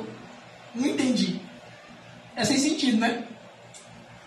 Ah, né, moço? Não pode ser. Eu digo, então, essa teoria está formada. Não tem base. Vamos para outra? A outra teoria diz o quê? É o que defende Jones e a gente vai já ler um texto de Prescott. Se essa carne não é simplesmente carne humana, não é só isso. Quer dizer, a carne de Adão depois da queda, ou seja, a natureza humana pecaminosa. Então tem muitas igrejas defendendo que Jesus Cristo veio na natureza de Adão antes da queda. Se elas negam que Jesus Cristo veio na natureza de Adão depois da queda, elas não são de Deus. Aí muitos vão ter que admitir que a própria igreja dele não é de Deus. Ou que ele mesmo não é de Deus. E aí é o perigo. É mais fácil eu admitir que eu não sou de Deus do que dizer uma besteira dessa, que um monte de gente é adulterando, roubando. Aí é onde eu tenho que me converter. Eu digo, não, peraí, tem um erro aqui na minha teoria. Então Jesus Cristo veio na natureza de Adão pecaminosa. Que aqui eu tenho. Olha o que diz Prescott. Ou Prescott, né? Em inglês. Livro do Poder do Espírito. Compre. Gaste dinheiro. Vá na internet e compre. Agora, isso não pode significar o simples reconhecimento de que Jesus aqui esteve e viveu na carne. Eu não coloquei o comentário de Ellen White sobre esse homem aqui. Que Ellen White disse que a mensagem desse homem, em especial que está nesse livro, que foi uma sequência de sermões no campal de Armadale, que eu não sei qual foi o país, se foi a Austrália ou os Estados Unidos. Ela diz assim, essa mensagem do pastor Prescott é como a mensagem de 1844. Era como a mensagem das 2.300 tardes e manhãs. Olha, Ellen White comparou a pregação de Prescott com a mensagem das 2.300 tardes de manhã. Gente. Será que a mensagem do homem era fraca? Essa mensagem é maravilhosa. Por isso que eu digo, não tenho nem medo de errar. É sábado, domingo, qualquer dia eu falo. Compre. Gaste dinheiro. Esse livro não vai ficar por muito tempo, não. Eu faço ele aqui. Esse livro aqui, no site que eu comprei, eu já não acho mais. Já fui achar em outro site agora. Funciona na internet aí. Até achar. Esse livro aqui, ó. Nesse formato aqui, né, a gente não acha mais no site que eu achei, não. O formato agora é muito mais sensível assim. Tem um livrinho que qualquer besteira está se rasgando. É a mesinha. Só que esse aqui não é o poder do Espírito, viu? Esse aqui é o tocado com nossos sentimentos. É um estudo bem extenso sobre a natureza humana de Jesus. Esse, tocado com nossos sentimentos. E esse aqui, o verbo se fez carne. É basicamente a mesma coisa, os dois. Só que esse é mais baratinho. A preço de banana, como o pessoal fala. Aproveita. Até aqui. É, que é R$20. Gaste. E esse outro? 40 e alguma coisa.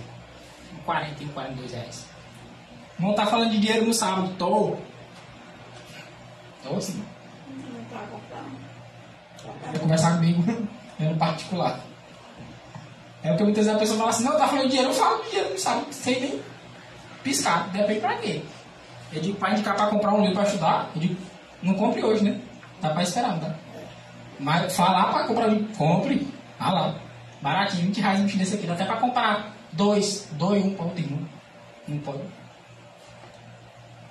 Esses materiais são bons porque, irmãos, só no livro desse aqui, de Ellen White são 400 textos. De outros autores são cerca de 800 para frente. Nesse aí. Aí tem esse aqui que é mais ou menos a mesma coisa. É T.G. Ellen White, de Tiago White, de Jones, de Andrews, de Wagner, de Prescott, de pastores que acreditavam como eles. Um monte. Não é pouco texto, não. Aqui vai dar aqueles estudos do irmão dele. 600, não sei quantos slides. Para frente. Por quê? Quando a gente entende isso, a gente vê a maravilha do plano da redenção. Olha a compreensão de Prescott. A citação de João de que aquele que crê que Cristo veio em carne é de Deus, não é só dizer que Cristo veio em carne. A expressão de João, ela tem que estar de acordo com outros textos da Bíblia. Aí se esse texto nega Romanos 8,3, que diz que Cristo veio em semelhança de carne pecaminosa, eu digo, oxe, um dos dois não é profeta, então. Não vai negar outro? Aí, olha só o que ele diz. Olha a lapada que ele dá. Um dia que ele esteve nas costas, chega ardeu. É lapada. Os demônios também creem. Você sabe disso? Que Cristo vem em carne? Não, irmão, não. Vamos lá. Vou pegar o texto que ele mencionou ali. Mateus 8,29.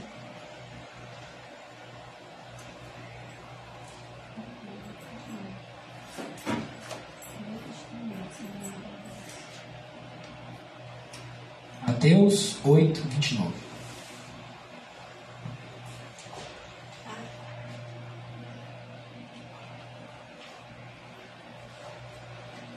Ó, pega o 28 e 29.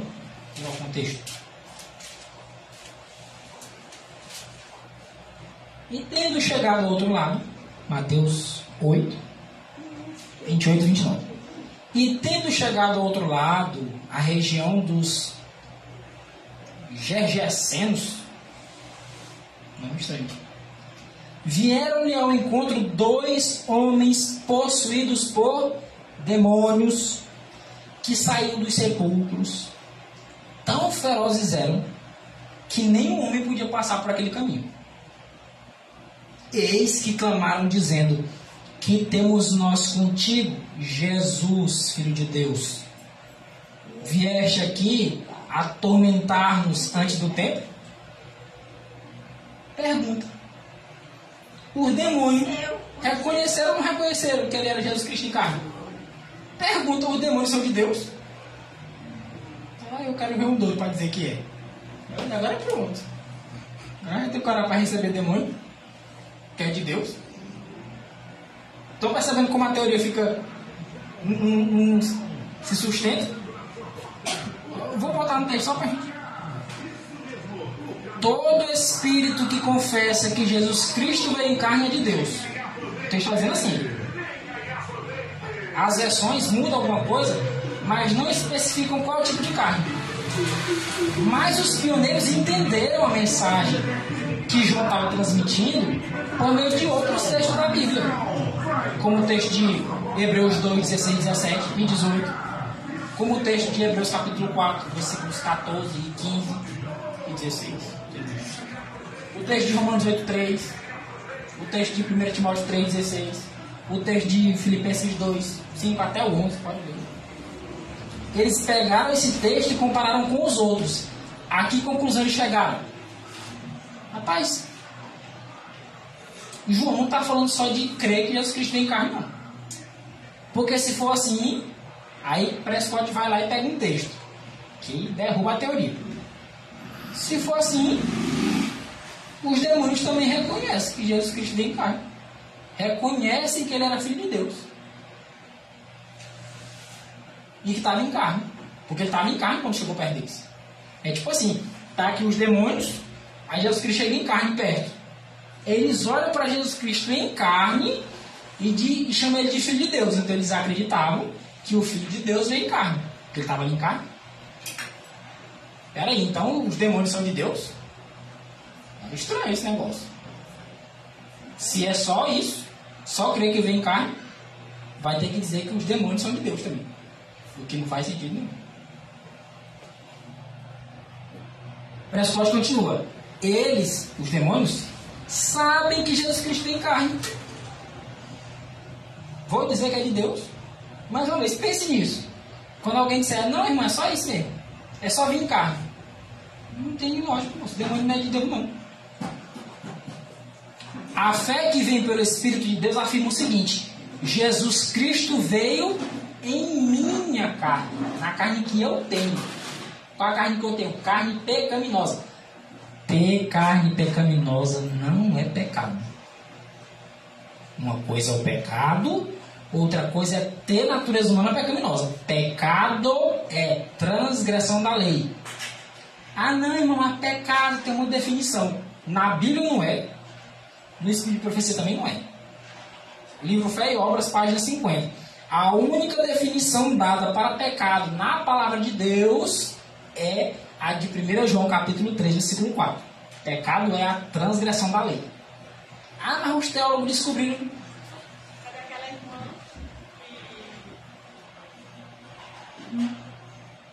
A pessoa geralmente se agarra nessas coisinhas, né? Então, Jesus Cristo veio, olha que carne que ele veio na minha. Essa aqui é para você sentir. Ele veio foi na sua, não foi na de Adão antes da queda. Ele veio foi na carne que eu preciso para poder ser salvo. A carne que eu preciso para ser salvo não é de Adão antes da queda, não. É depois, eu tenho que saber que tem alguém aqui, Jesus Cristo aqui, ó, meu Salvador. Passou pelo mesmo vale que eu, até pior. E está pronto para me ajudar, para me socorrer. Não é um que fica olhando para mim de longe dizendo, ah, como é que foi que o Maurício é mole? Não, é um que olha e diz assim, rapaz, eu sei o que é isso aí. Agora eu vou dizer uma coisa. Eu perdoo teu pecado, mas não me para parar de pecar. Tu quer ajuda para parar de pecar? Pô, eu tô aqui, moço. Tu não está sozinho, não. Não é bom sentir isso? Alguém diz assim, rapaz, irmão, tá ruim, tá? Tá difícil. Eu sei como é que é essa situação. Não, não se preocupe, não, tô aqui para ajudar. Ô, irmão, eu lhe feri, lhe machuquei. Não, tá perdoado, fique tranquilo. Você quer ajuda para abandonar isso? Eu sei que é passar por isso aí. Quer, irmão, quer ajuda? Pois, bora. É bom? Agora, quando fica assim, que decepção, irmão. A senhora não vale nada. Que decepção. Às vezes, a pessoa vê o outro cair e o que, é que a pessoa fala? Fala, então não vale nada. Não tem jeito. Em vez de dar amor para levantar, dá um chute para ele terminar de cair lá dentro do buraco. Os compadecidos de hoje é meio estranho, né? O pessoal hoje vê o irmão pecando, em vez de chorar pelo pecado, ou se alegra, ou fica com raiva. Eu digo, pô, aí se perder junto. Porque lá em Ezequiel capítulo 9, diz que os que recebem a marca na testa são os que suspiram e gemem. É suspirar e gemer. Suspirar e gemer é tristeza. Não é alegria nem raiva, não. Suspirar não é ficar bufando de raiva, não. Só vê o erro da igreja e fica, não sei o que, com raiva. Tem que lamentar, né? Meu irmão, é para tu fazer chorar. O que foi que Jesus fez lá no finalzinho de Mateus 23? Tá lá assim, ó. Lamento sobre Jerusalém. Lamento. Lamento. Não é raiva, não. Não é alegria por causa do pecado de Jerusalém, não. É lamento. Jesus Cristo, quando olha para nós e vê um pecado, ele fica o quê? Com raiva? Ele lamenta. Diz que quando Adão e Eva pecaram, diz que a irmã White viu Jesus passando e viu no semblante dele o quê? Raiva? Não, Feliz. Adão e Eva pecou. Tu viu? Pecou, fez assim. Rapaz, ficou com raiva. Rapaz, tu viu lá, Adão e Eva fizeram isso porque foi assim. Ele estava triste. Havia tristeza no semblante de Jesus. O pessoal hoje, se não puder dar um chute para terminar de matar logo, veio dizer, irmão, errou, tá errado, é pecado, filho. Isso é pecado. Você não vai dizer que você não pecou, não. Agora ainda tem oportunidade. Se você quiser mudar a história, Jesus ainda é um sacerdote, a porta da graça ainda está aberta, ainda há chance. Ninguém vai dizer, ô irmão, não se preocupe com isso aí não. Jesus não liga para essas coisas, não liga sim, isso é pecado. Agora, te arrepende. Esse aí não só passa de novo, não é de pecou, se arrependa. O que nós temos que fazer com os irmãos é isso. Irmão pecou. Então, irmão, peça perdão a Cristo. Você pecou contra quem? Contra alguma pessoa? Peça perdão para a pessoa. Ah, se ela não me perdoar, ela que se perde. Você pediu perdão, ela vai se perder ela. Peça perdão para ela. É seu dever. Você ofendeu ela. Peça perdão para Cristo. Tenho certeza que Cristo vai lhe perdoar. Se seu arrependimento for sincero. E abandone esse pecado. Não, irmão, eu acho que não tem mais jeito. Tem sim. Não pensa senão que isso é a revelação de Satanás. Ah, irmão, vou sair da igreja. Agora, porque tá ruim, vai piorar logo. É? Vai alegrar mais ainda Satanás, que é isso que ele quer. Não, volte. A ovelha desgarrada, acho que quanto melhor é ir mais longe. É? Volta com a Cristo. Olha só, vamos fechar com esse segmento. Esse estudo nunca consegue chegar muito longe. Que é muito detalhe. A fé que vem pelo Espírito de Deus, diz o pastor Prescott no livro No Poder do Espírito, página 77. Ele é bem fininho, dá para ler tranquilo. A fé que vem pelo Espírito de Deus, ela diz o seguinte: Jesus Cristo veio na minha carne. Eu vou acrescentar um detalhezinho aqui. Diz Prescott: Jesus Cristo veio em minha carne. Abre aspas aí porque eu vou falar agora, para não dizer que eu estou acrescentando. Ele veio em minha carne, ele passou pelas minhas tentações, com as desvantagens que eu tenho e maiores, enfrentando tentações muito mais fortes, e eu aceitei. Volta para o texto. Esse é o coração, é a vida do cristianismo, é isso. Quando ela diz assim, a correta compreensão do ministério do santuário celestial constitui o alicerce de nossa fé, Evangelismo, página 221.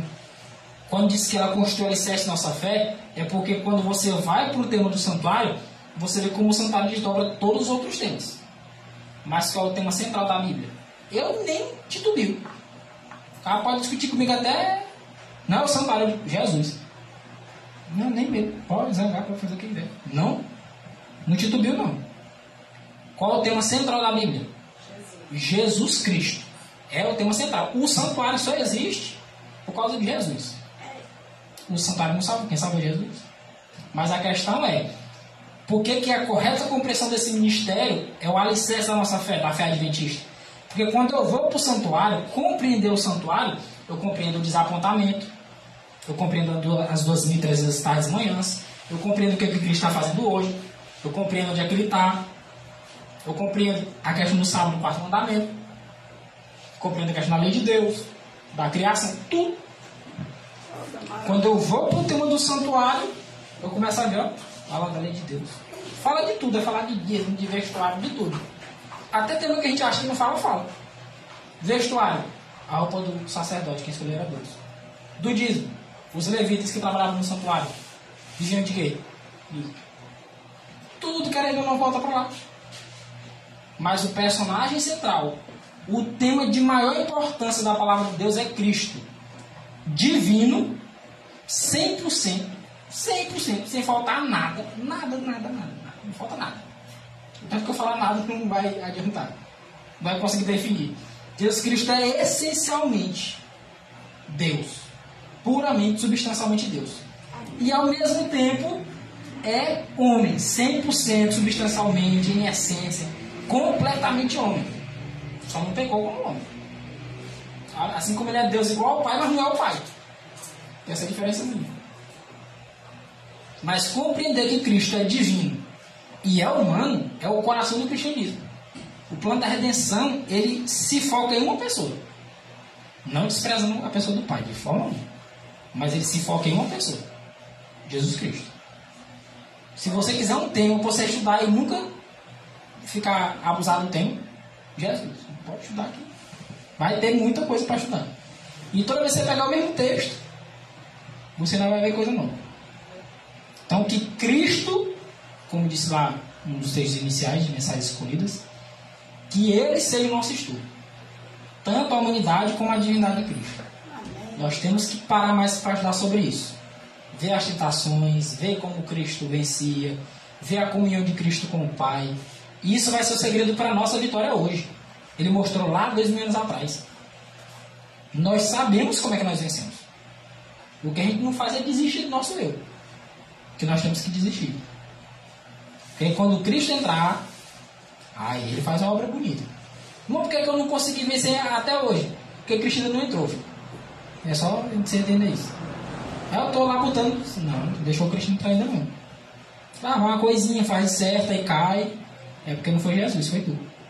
Quando for Jesus, a vitória é certa. Então que Cristo seja o nosso estudo hoje e para todo sempre na eternidade também. Amém. Amém. Glória a Deus.